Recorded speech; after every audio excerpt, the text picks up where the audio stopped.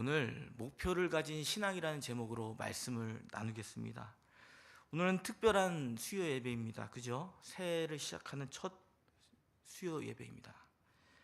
그래서 굉장히 의미가 있는 수요 예배의 날인데, 오늘 지난 송년 예배 때에 하나님의 베풀어 주신 은혜를 돌아보는 시간들을 가졌습니다. 그리고 다시 한번 2026년도에 하나님의 베풀어 주실 은혜를 돌아볼 기대하며 나아가는 시간을 가졌죠. 그래서 저 여러분은 2025년도에 어떻게 하나님이 베풀어 주신 은혜를 누리면서 사셨습니까? 예, 그렇게 대답 못 하시는 분도 많으시죠. 저도 이제 너무 교회에서 같이 일을 하다 보니까, 일에 너무 집중하다 보니까 하나님이 베풀어 주신 은혜를 잘 이렇게 돌아보지를 못했습니다. 오히려 송년 예배를 끝나고 쉬는 날에 저희 아내 그 장모님과 또 부모님을 만나고, 또 저희 부모님을 만나면서 위로를 얻었습니다. 하나님이 은혜 가운데서 나를 얼마나 이렇게 이끌어 주시고 하나님의 베풀어 주신 위로가 있었는지를 다시 한번 얻게 되는 시간이 되었습니다.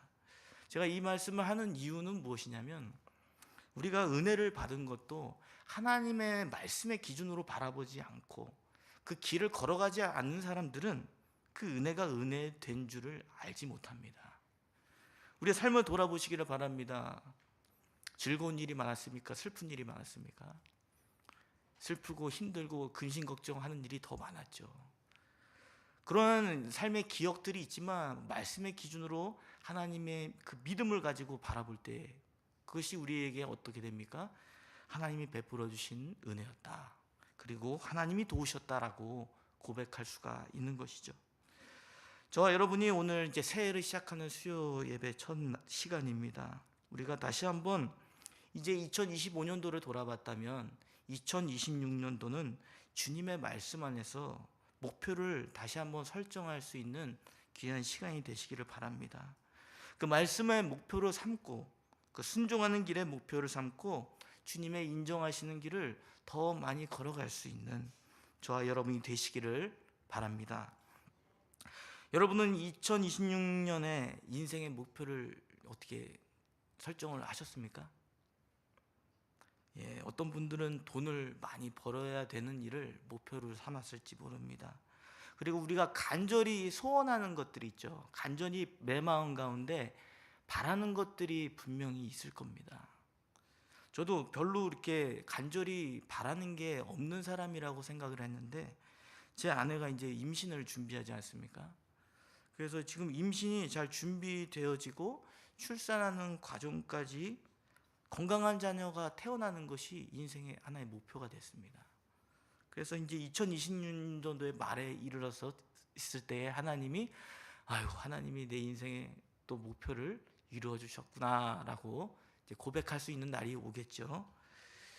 그러나 우리의 인생의 목표, 우리가 현재 직면한 그 인생의 목표만 우리가 집중한 경우들이 너무 많은데, 성경에서는 끊임없이 우리가 목표로 하는 일보다 더 중요한 일이 있다라고 이야기합니다. 그것은 무엇입니까? 하나님의 뜻을 알고 그것을 믿고 그 길에 순종하며 걸어가는 것입니다. 이것을 하나의 비유로 들 수가 있겠죠. 부모님이 마치 어린 자녀에게 원하는 좋은 뜻과 계획이 있지 않겠습니까? 그래서 그 뜻을 어린 자녀에게 심어주겠죠. 그런데 어린 아이는 그 부모의 마음을 잘 헤아립니까? 아니죠. 잘 헤아리지 못해요. 그러나 부모가 자녀에게 좋은 것을 준다는 그 아이의 믿음이 있다면 이것은 가능한 겁니다. 그리고 그 뜻에 따라서 이 아이는 부모의 말씀에 순종하면 되는 것이죠. 더 좋은 것을 주시는 그 부모의 역할인 것처럼 우리가 하나님의 뜻을 가장 최일선의 목표로 삼아야 되는 것은 여기에 있는 것입니다. 결국 우리의 부모가 되시는, 영적인 아버지가 되시는 하나님, 그 하나님을 믿고 따라갈 때에 보장된 더 좋은 길이 있음을 우리에게 보여준다는 것이죠. 여러분은 인생에 중요한 목표가 있습니까? 그런데 더 중요한 목표인 하나님의 뜻을 이루는 일에는 어떠한 목표를 가지고 계십니까? 말씀을 믿고 내가 순종하겠다 하는 일이 어떤 것이 있습니까? 오늘 빌립보에게 교회에게 편지를 쓰는 이 바울의 그 심정을 우리가 더 기억할 필요가 있습니다. 바울은 말씀의 최우선적인 목표를 가지고 길을 걸어갔던 사람이죠. 그래서 그의 삶은 예수님을 만나고 난 다음에 이 세상 가운데 평탄한 모습보다는 그 길을 너무 열심히 달리다가 결국 로마의 감옥에 투옥되며 순교를 맞이하는 자리까지 직면하게 되었습니다. 오늘 순교하는 그 로마 감옥에 갇혀 있는 바울이 빌립보 교회에게 말씀하는 것입니다. 바울은 자신의 상황과 형편을 이야기하지 않습니다. 오히려 순종의 길을 걸어가며 하나님이 말씀을 믿고 그 가운데 기쁨을 나는 누린다라고 이야기하죠. 그것을 통해서 자신의 삶의 경험을 통해서 오늘 이 빌립보 교회에게 교훈을 주는 것이죠. 너희들이 가는 그 주님의 말씀에 순종함 때문에 고통스럽고 힘들어. 그러나 그 인생은 결코 실패한 인생이 아니야. 그 인생도 하나님의 뜻을 따라 하나님의 방향이 설정된 바른 길이라면 하나님이 원하시고 인정하시는 길이라는 것을 교훈해주고 있는 것입니다. 그러면서 빌립보서 3장에서 자신의 의로 하나님의 뜻을 이룰 수 있다고 하는 그 거짓 가르침이 있었던 것을 보게 되는데, 특별히 빌립보서 3장 1절에서 9절에서 이야기합니다. 바울이 할례를 주장하며 율법의 의를 통해서 구원을 얻는다는 거짓 가르침에 맞서는 것을 보게 되죠. 그것은 바울이 교훈하고자 하는 목적이 있습니다. 결국 우리의 의의가 아니라 오직 예수 그리스도께서 걸어가신 그 순종의 길을 걸어갈 때만이 우리가 하나님 앞에 인정받을 수 있다는 것입니다. 즉 이 말은 우리가 순종하며 걸어가는 것이 주님이 인정할 만한 완벽한 상태가 아니라는 것이에요. 그렇다고 해서 완벽함에 이르지 못한다고 해서 방종하고 그냥 내가 원한 내 마음대로 살아가라고 이야기하는 것이 아니죠. 오히려 주님의 말씀을 믿고 내가 어떠한 상태에 도달할지는 나도 모르지만, 내가 그 결과를 만들어낼 수는 없지만 주님의 말씀을 믿고 그냥 따라오라는 것입니다. 그래서 바울은 주님의 뜻을 따라 사는데 자만감에 빠지지 않습니다. 그리고 자신의 마음대로 살지도 않죠. 오히려 자신이 자랑할 만한 것들이 있다면 그것을 배설물로 여긴다라고 고백하며 나아갑니다. 이처럼 우리의 목표는 주님의 말씀에 순종하는 것입니다. 우리의 태도는 어때야 됩니까? 겸손한 태도로 임해야 되는 것이죠. 늘 기도하면서 오늘 하나님, 제가 말씀 가운데 순종하며 걸어가지 못했습니다. 용서해 주십시오. 그리고 다시 한번 일어나 보겠습니다. 주님의 말씀을 의지해서 다시 한번 그 길을 걸어가겠습니다라고 고백하는 그 길뿐입니다. 그것을 목표로 하여 인생을 걸어가게 될 때에 우리는 어떤 결과를 얻게 될까요? 이 세상 가운데 좋은 자리이겠습니까? 제가 말씀에 순종하며 걸어갔을 때 제 인생에 그렇게 높은 자리에 오른 적은 별로 없었던 것 같아요.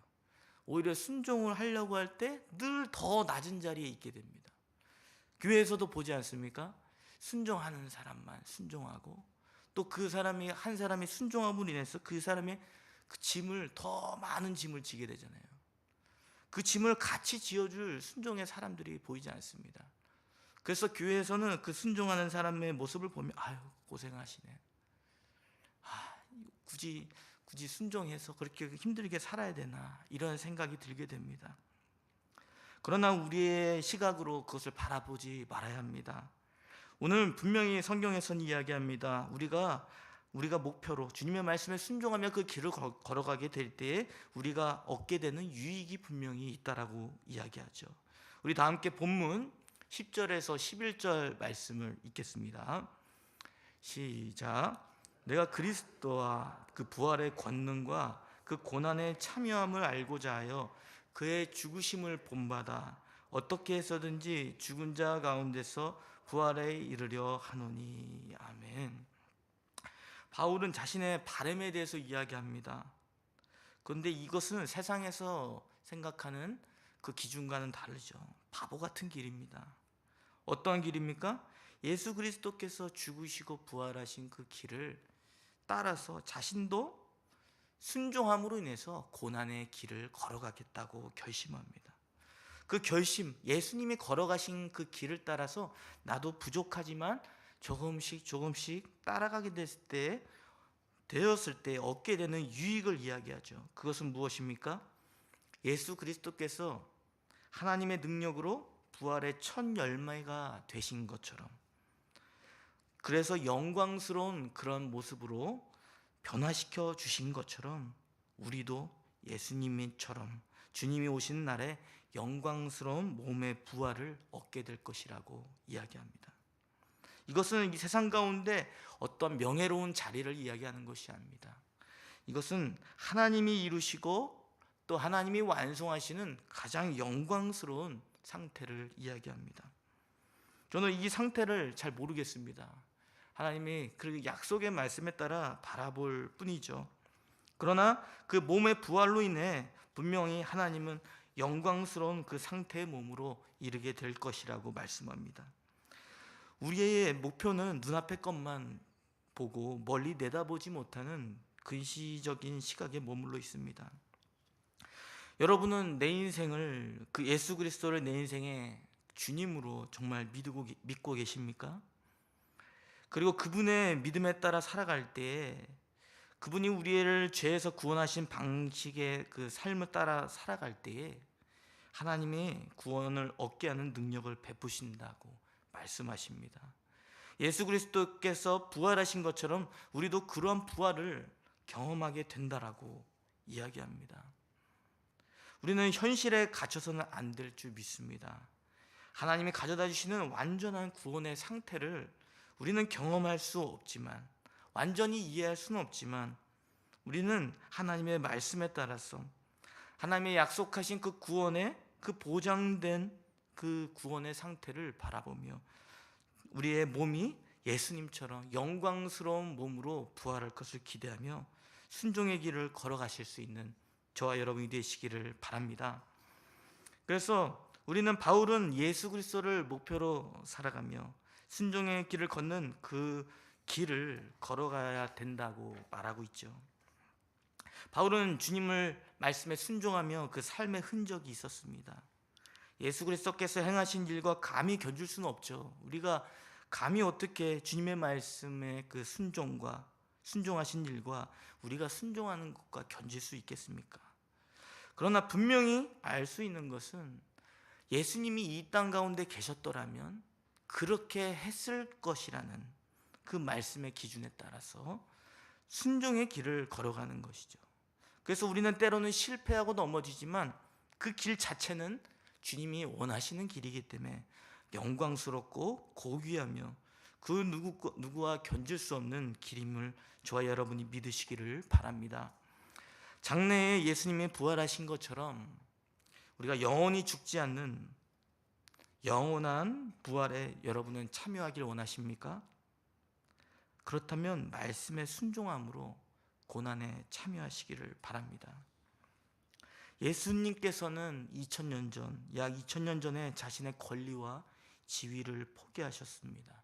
그분은 하나님이신데, 전지전능한 하나님이심에도 불구하고 자신의 지위와 권리를 포기했습니다. 그래서 순종의 길을 걸어간 것이죠.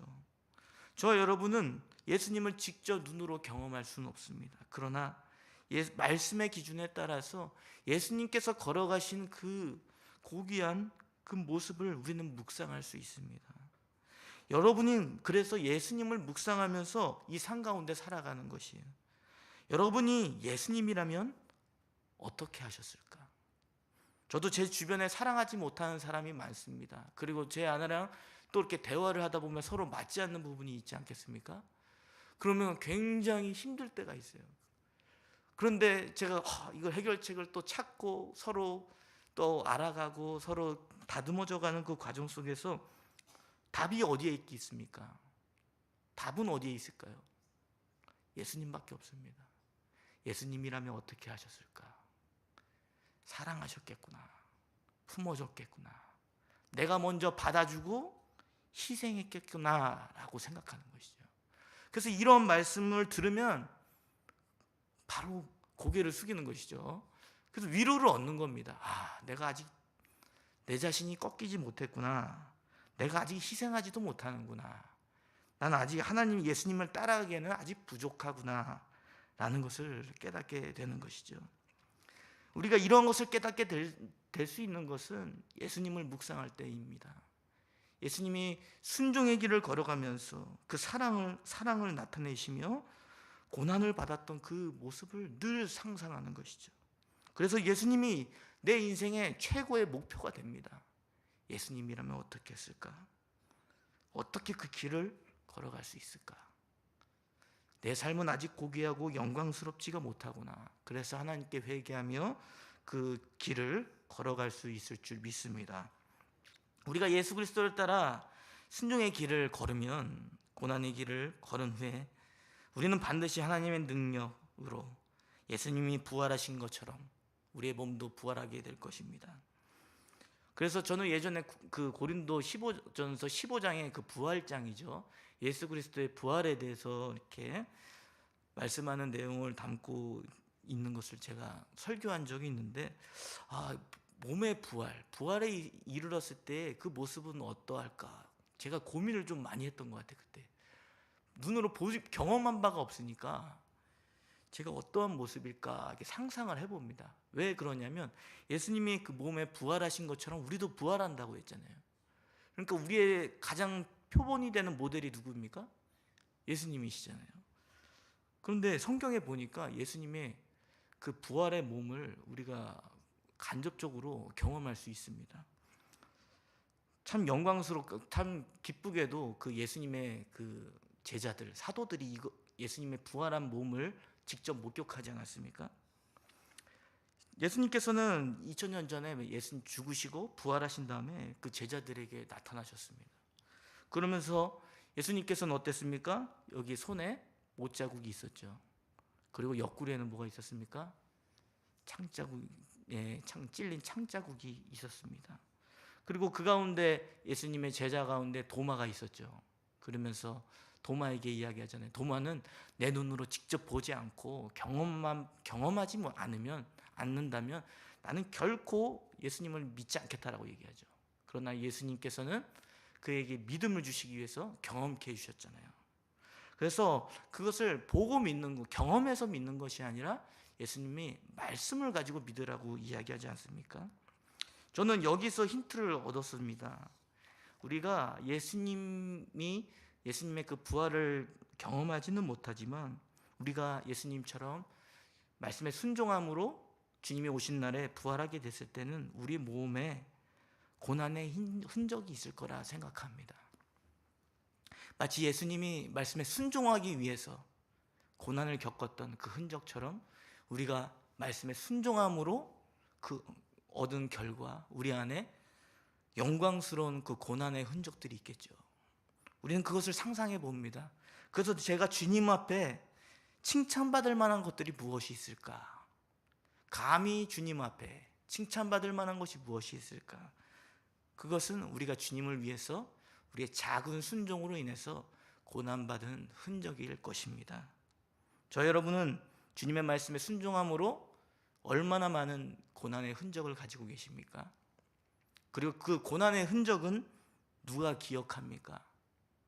주님이 기억하시죠. 그리고 그 흔적 가운데 하나님은 우리를 영광스럽게 높여주실 것입니다. 그 부활에 저와 여러분은 참여하셔야 할 것입니다. 그리고 그 고난의 흔적을 위해서 우리 인생의 목표, 예수님이 걸어가신 순종의 길을 저와 여러분이 걸어가실 수 있기를 바랍니다. 우리가 예수 그리스도를 우리의 인생의 목표로 삼았다면 바울은 그 목표를 향해 어떠한 태도로 살아가야 한다고 말하지요. 우리 다 함께 오늘 바울은 이야기합니다. 바울의 목표는 오직 예수님을 더 깊이 아는 겁니다. 그래서 예수님처럼 사는 거예요. 그리고 예수님께서 살아내신 말씀의 기준에 따라 고난을 자초하더라도 순종의 길을 걸어가겠다라고 하는 것이죠. 그래서 바울은 자신이 걸어가는 그 순종의 길이 육상 경기를 하는 선수처럼 그리스도인이 목표를 향하여 어떻게 달려야 하는지를 이야기하고 있습니다. 우리 다 함께 본문 13절 14절 말씀을 읽겠습니다. 시작. 형제들아, 나는 아직 내가 잡은 줄로 여기지 아니하고 오직 있는 것을 잊어버리고 앞에 있는 것을 돛대를 향하여 그리스도 예수 안에서 하나님이 위에서 부르신 부름의 상을 위하여 달려가노라. 아멘. 아멘. 바울은 예수님의 말씀에 순종하는 것을 목표로 삼습니다. 그리고 더 말씀을 깊이 알아서 주님의 말씀의 기준에 따라 그 순종의 길을 걸어가려고 하죠. 그러나 그 순종의 길을, 그 달리기를 하는 과정 속에서 뒤에 있는 것을 잊어버린다고 이야기합니다. 왜 뒤에 있는 것을 잊어버린다고 말할까요? 왜 그렇습니까? 바울의 그 지난 경험들을 살펴보면 우리가 상상해 볼 수가 있죠.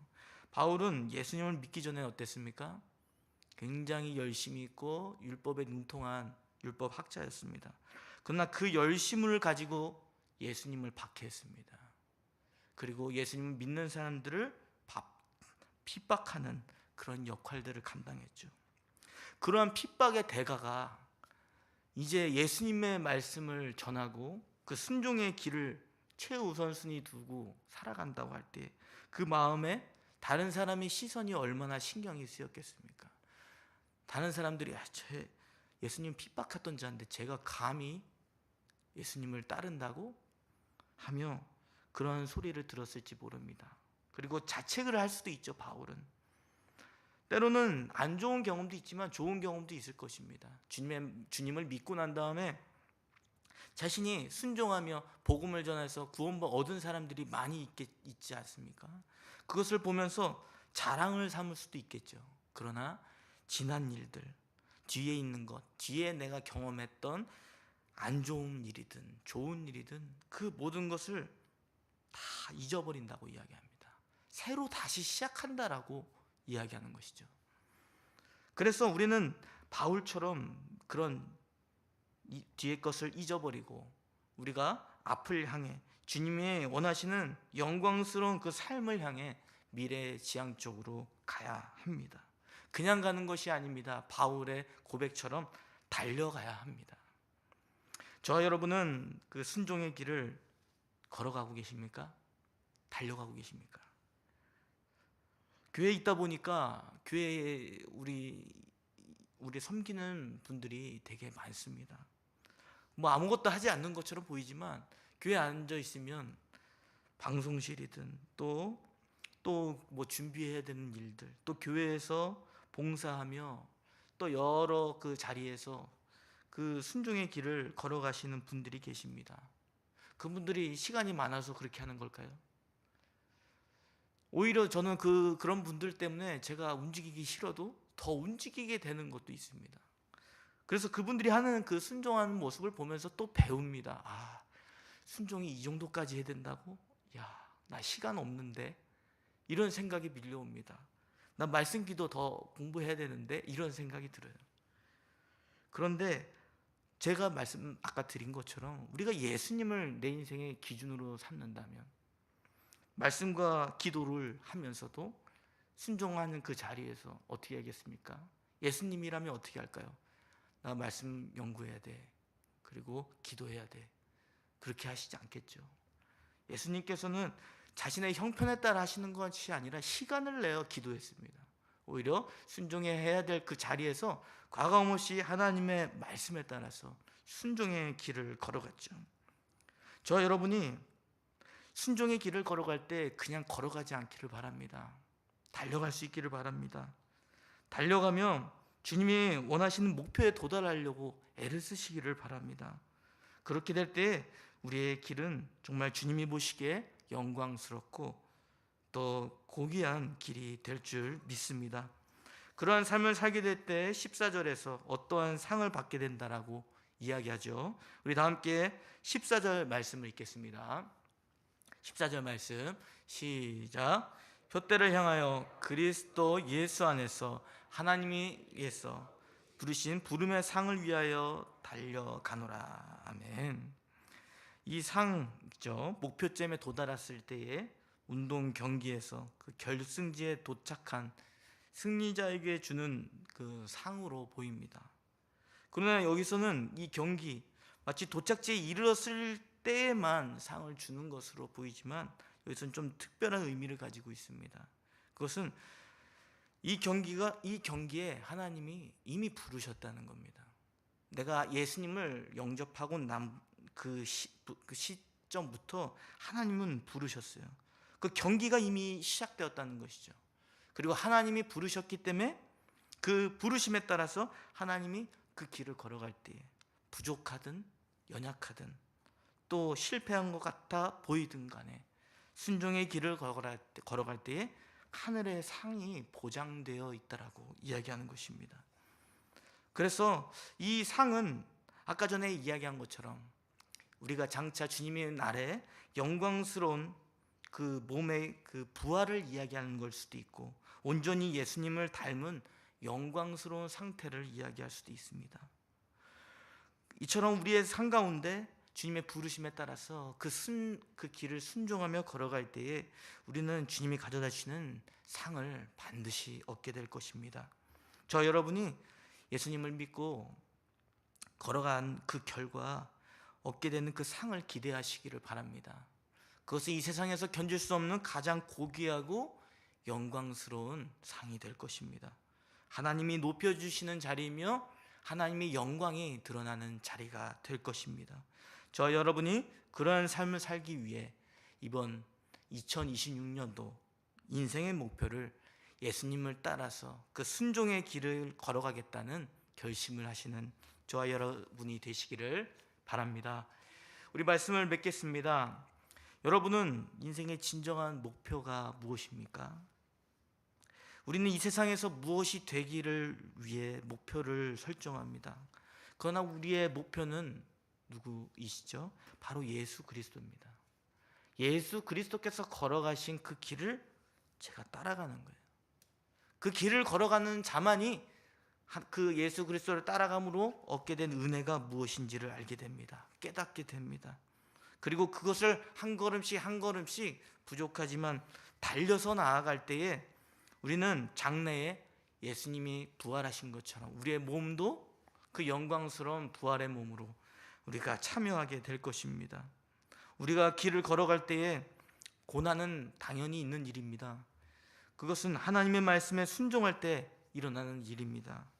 우리가 고난에 참여하시고 하나님의 말씀에 순종하는 일에 걸어가는 것이 아니라 달려가며 오직 주님을 따라가겠다라고 결심하며 믿음의 경주를 하시는 저와 여러분이 되시기를 바랍니다.